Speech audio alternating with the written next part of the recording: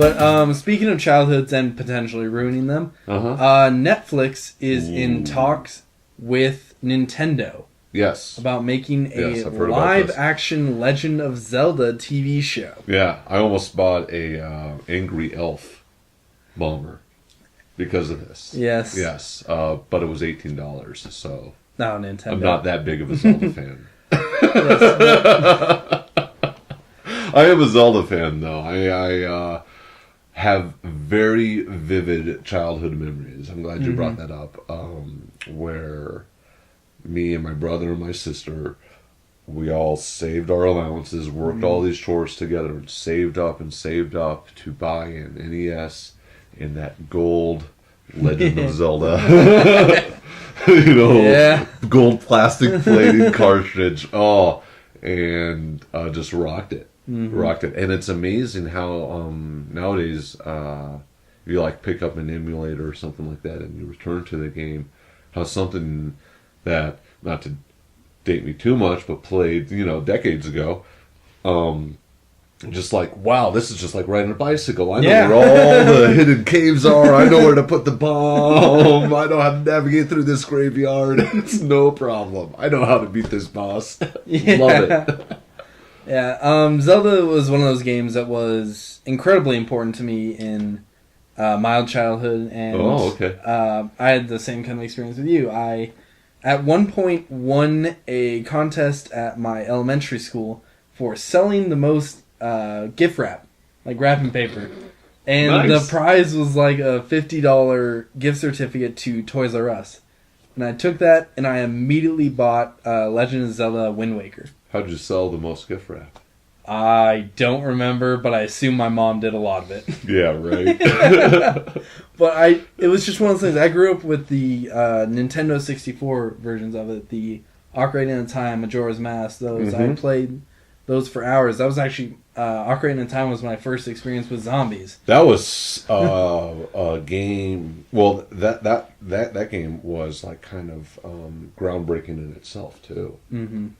With just that kind of taking it to third person open world. Yeah. All around, I mean, the advances they made with that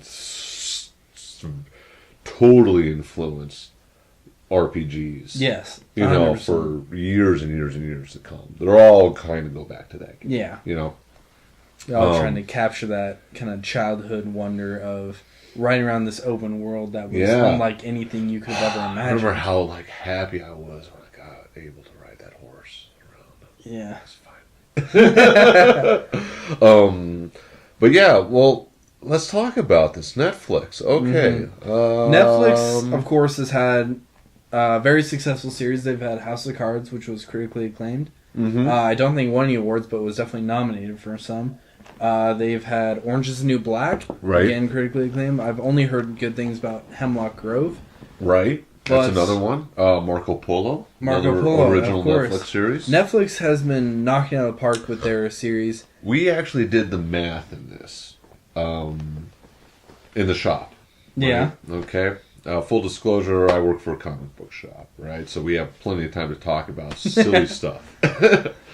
So we're talking about this, and we looked it up, and something like a couple of months ago, Netflix broke the 50 million subscriber worldwide mark. Wow. Right? And I pay $8 and whatever change for my Netflix subscription, okay?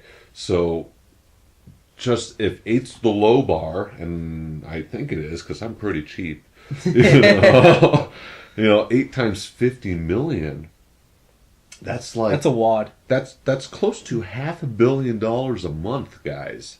Whoa. Wow, whoa, yeah, y'all, that's crazy. That's some cheese. You can I was blown away, first off, by watching some of the Netflix original series, especially Marco Polo. I really got into that. I'm a huge history nut. And just how they portrayed the cons. Oh, just love. Finally, some cons are getting some decent love. Oh, they're so cool. No, that's not the right word. They were so brutally influential. not cool. They were not good people. They were not cool. Well, they weren't bad people. They were just a product of their environment. Product of their environment. But the product was bad. They did some terrible things. They did some good things, but they did some really terrible things too. Yeah, a lot of terrible things. Regardless, super great show. Mm-hmm. You know, like the production quality, it blew me away. Way more kung fu than I thought. And that's when I looked into that. I'm like, oh my gosh, of course they can make these great shows because they have so much money to invest in it, you know? And if it's Netflix original gets the press, of course it can. Yeah, Netflix original gets the press, can only be seen on Netflix, so you get even more subscribers from that. Yeah, and they're going to have a couple of other original series coming in here too that I'm sure going to be talking about. I think, is it Daredevil coming up? Daredevil, the show's coming up. They haven't really released a whole lot of information on that. But is it going to be a Netflix exclusive, right? I believe so, yes. Yeah, I think you're right. Yeah. So, I'm not as much worried about Netflix in this matter. Oh, as you are Zelda? Well, here's what I'm saying. Netflix has a ton of cash.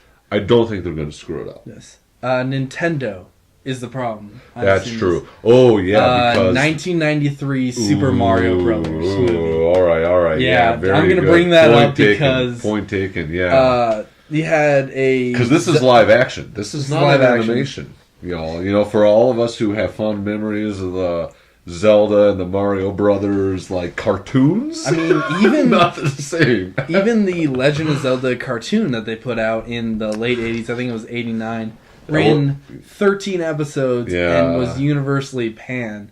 Also, Link was horrible. Link was bad. Known for his catchphrase, "Well, excuse me, princess."